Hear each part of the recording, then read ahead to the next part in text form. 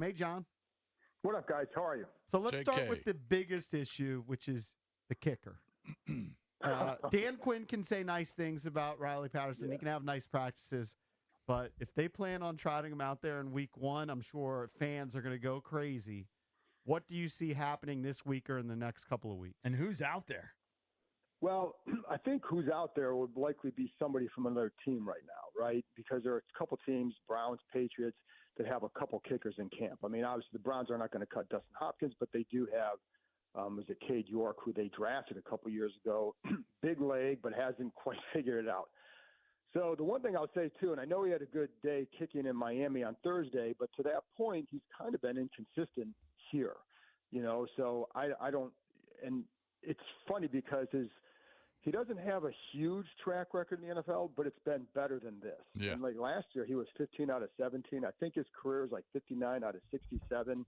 He has not shown that consistency here. So it could just be, I don't know if they're just waiting to see, and I think Thursday was encouraging, and then you get in the game. So, final cuts are a week from Tuesday. I think sometime over the next week, we will see somebody else in here. Now, this is not based on them telling me this. I think it's just based on logic. Yeah. That whether or not they stick with Patterson, there's going to become somebody available who's going to be very tempting for them over the next week or so. Yeah, I mean, 2 years ago we talked about it. Jacksonville, he was 30 for 35, and I think he hit a huge field goal in the playoffs that year for Jacksonville to give him a win. Right. And then the next year they let him go, or maybe he was traded to Detroit. And last year he was 16 for 18, right? Right. So it just looked like he had no confidence on Saturday. Well, and again, like this is what we've seen in practice. It hasn't been outside of the one in Miami, there have been, when Ahmed was here and they do their little competition in practice, they each get 5 kicks. Right.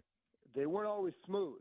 And so, they had one day where he knocked 2 off the uprights out of those 5. So, and that happened in one of the games. So, that's what we've been seeing. And it is confusing because he's been better than this. And I don't know, I don't know the reason why. And it's funny, yesterday I'm sitting there going frame by frame to see, can I tell the difference what one good kick looks like versus the miss?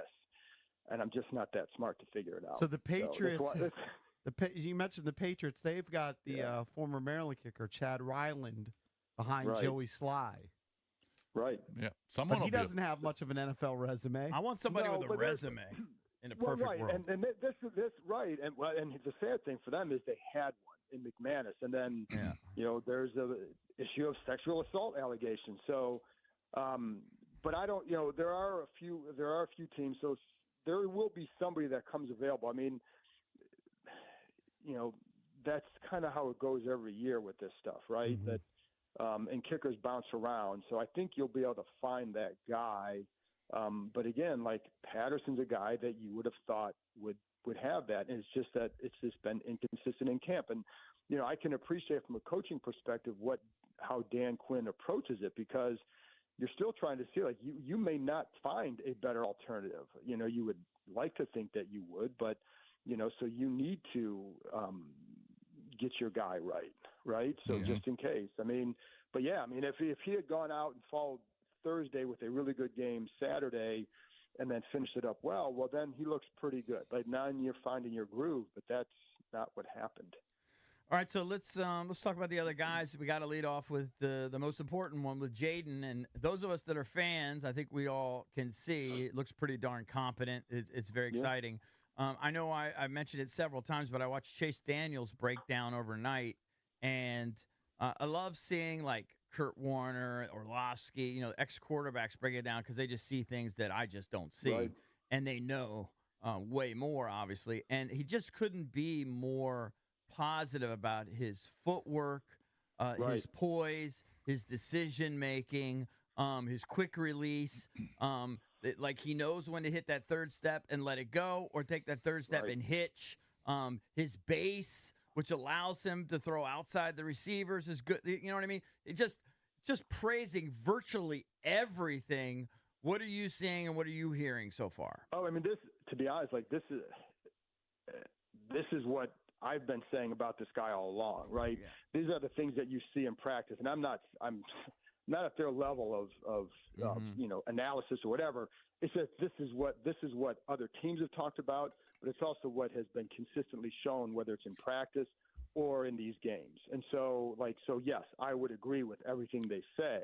And I'm not alone in saying that either, right? Mm-hmm. So, but it's when you hear, other guys who play the position say things, then it really goes far. Now, I will say, sometimes it can be difficult with those because they may take a couple plays and extrapolate, but that's not what they're doing now. I mean, what they're talking about is what has been shown, and it's what he showed in college as well. Mm-hmm. So I think that's all to that point. And yesterday or Saturday, you talk about ways to help the offensive line. Are we talking about the offensive line at all with him? No, because there have been a couple times where there have been breakdowns up front where guys get beat and it's not hurting them yet. Now, at some point, maybe it does, because maybe you can't get rid of, maybe defenses do things you can't, confuse you a little bit. We still have to see what happens in a game.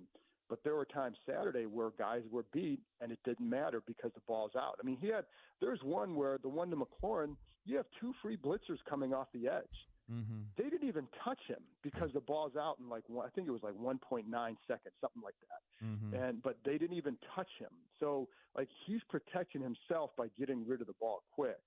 And that's a credit to what they're calling is Kingsbury, but it's also a credit to his decision-making and ability to process. And so I think you see that. And even the one to De'Ami Brown, there's a pressure coming, Brian Robinson picks it up, but he also does a good job of just, like you said, footwork, poise, ball out. And the ball's coming out. The thing that these guys talk about a lot is ball placement and accuracy. And the one to De'Ami, guys mm-hmm. all over him, ball's right there. To Terry on the outside, ball's right away from the defender. Mm-hmm. But even on the one where McLaurin turns and runs for 17 extra yards, the ball placement's perfect because the defensive back is coming to the inside, throws to the outside, leads him into more yards. And that's you want to produce yak, that's how you do it. And so all that stuff has been visible was there in college, and we're seeing it here. And so, yeah, I mean, how well – I mean, there's going to be a transition period once you get to the regular season because they're going to play you differently. And you're going to face you're not facing Jalen Ramsey yet and all those guys. So that's a transition. But what he has shown is that he understands the processing element of the position and what and just the need to get rid of the ball quick. And the other thing, I don't want to go on too long, but you see it in practice too, just the quick release as they talked about mm-hmm. And this is where coaches talk about arm talent. It's not, when they talk about arm talent, it's not about how powerful the arm is. It's about the release as much as anything. And then also the ability to layer when you need to and to zip it in when you need to. And you see that. And mm-hmm. so, for him, it's okay, you talked about this too. You get to the third read. If you get to the third read on time in rhythm, that guy has a chance to run after the catch. But it's also when he gets there, when he sees the opening, he gets it in there. And so mm-hmm. there's no hesitation am I seeing it right? And that's what I think to me has been very impressive. All right, so let's talk about the receivers for a little bit. It's always an intriguing position, especially this season. Quinn has made a point of saying that, unlike us, they don't look at it as 1, 2, 3. I mean, clearly Terry's far and above everybody else. We've kind of come to agreement this morning that it's just it's Terry and then a bunch of guys. Not to say that they're bad, but we don't have a guy that's going to catch 75 balls as the number 2. I don't think that's going to happen. De'Ami seems to be kind of separating himself a little bit. It was nice to see Luke McCaffrey be featured a little bit, make some plays. He's an intriguing guy to keep an eye out for. Jamison Crowder's still lurking, even though he's not returning kicks right now, which is kind of his forte. He made a few plays, and I'm telling you, Ben Sinnott, if he gets an opportunity, John, I love what he is showing. He catches the ball and goes upfield. Bates catches it, but then pretty much falls down. Sinnott catches it and then carries guys a few yards. Yeah, Bates is more of a blocker too. I mean, Bates. I know that's his calling card. He had a terrific game blocking the other day, and some of those Robinson runs do not happen without his blocks. Mm-hmm. And that you're right, like that's so they're different in that regard. Like he's going to be much better in that end than anybody else they have. Mm-hmm. And so if he's catching the ball at all, like on that play action, that's found money, right? Right. Because his forte, you're right, is blocking. Sinnott is really good after the catch. I mean, that's both games now. He's shown the ability to drag people with him. Yeah. So that's good. Don't forget Ertz, because the one thing with Ertz is the only question with him is durability. And he's the last couple of years, last 2 years, his seasons end sooner than he would like. But I think he's going to be a really good target for him as well. So they're going to cobble together that second option. I think Ertz would be a big one just because of, what he still offers as a veteran and, the smarts about being a quarterback-friendly target, right? Mm-hmm. So that helps. Eckler helps. But with the number 2 receiver, it will be by committee. Right. And I think it's going to be like, what do you want to feature today, and then who fits that? And so, Diami, I mean, he's got to prove he can be consistent, and we haven't seen that. But is this the year? Dotson, you can't forget that he still offers you something, because he does. The question is he better just in the slot, or can you move him around? And but I think he still offers value, especially if you can get him running after the catch. Like that's a strength of his, right? Mm-hmm. So and Zacchaeus has had a good camp. So I think they have options, but it's not. You're right. They don't have the obvious number 2 and all that, but I think they have options, and I think you can still make it work with the other guys you have, and then you also factor in Daniels' ability to run or extend plays, which then helps everybody. So I think it's going to have to be that. And I mean, you brought up McCaffrey. McCaffrey, one of the benefits he has, let's say you just want to use him in the slot. Now they do want to move their guys around. Like McLaurin's going to run from the slot as well. More than he has in the past. And I think they ideally they'd move their guys around a little bit. But where are they best? I think McCaffrey offers that size in the slot, which also, you saw it, the catch he made. The one ball, nice ball. The other one he made too, I really liked, because, and this is where you get into nitty-gritty details, but like this is subtle thing, but his head was up and he fooled the guy at the top of the route and created enough separation to get the ball. Didn't get a lot of yak, but he did create a separation to get a 9-yard gain, because, in the first practice I saw him in the spring, when you're running at the guy, his head's down. Well, they're not fooling anybody. So this time, heads up, eyes up, fool the guy, create separation, nice job. But he also blocks well from that spot too. So I think they each offer something of value that you can tap into. It's just that you're not going to have that. I don't think you're going to have right now. It doesn't appear like they have that one consistent guy who say opposite McLaurin, this guy is, exactly, every game what he's going to do. Let's switch to defense here. We only have a few minutes. I'm hyper focused on Jamin. He made some plays, but they are against second and third team guys. But right. I think they're just playing him, and they want to get him experience. And so I think he's growing. I'm excited about that. But more importantly, I'm also keeping an eye on Forbes. I don't know how much Forbes played. I didn't hear his name called, which is a good thing, right? Well, it is, but there are a couple of times where you could have had the quarterback gone another way. Mm-hmm. So, I know for them it's just about, giving up big plays, right? Mm-hmm. And are they going to be able to play the style that these coaches want, which is a lot more press and, allowing the pressure to get home, et cetera. So that's going to be something definitely to watch with both he and St. Juste. And I know there have been some things with Forbes where, the skill set he offers. He's got the length. He is fast. There are times where can you clean up some of the fundamentals, the techniques to help him become a little bit more consistent. They've liked that he's been a very willing tackler, et cetera. So, I think there's there's something that you tap into that. And the funny thing is, maybe Forbes was drafted. You can make the case, was he drafted higher? Based on what happened the rookie year.